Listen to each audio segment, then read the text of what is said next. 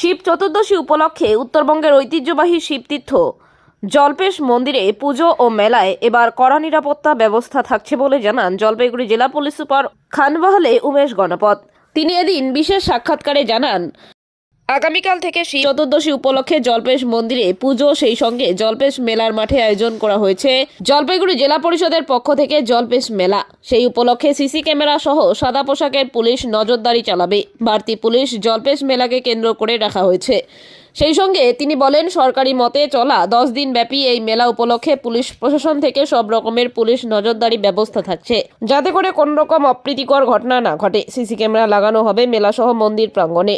মঙ্গলবার মন্দির সহ মেলার মাঠ বিভিন্ন বিষয় নিয়ে আলোচনা এবং ঘুরে দেখেন জেলা পুলিশ সুপার সহ অন্যান্য পুলিশ আধিকারিক সহ ব্লক প্রশাসন।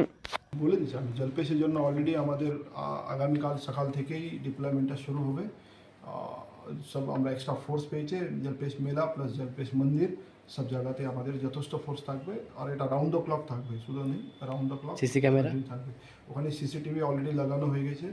ওখানে আমরা লাইটের ব্যবস্থা করে দিয়েছি। মেলা মাঠ প্লাস মেলা মাঠ থেকে মন্দিরে যাওয়ার রাস্তা সব জায়গাতেই এরা আমরা এলইডি সব এলইডি স্ক্রিন ওখানে মন্দিরে যারা করছে সব জায়গাতে ব্যবস্থা করা আছে। Thank you.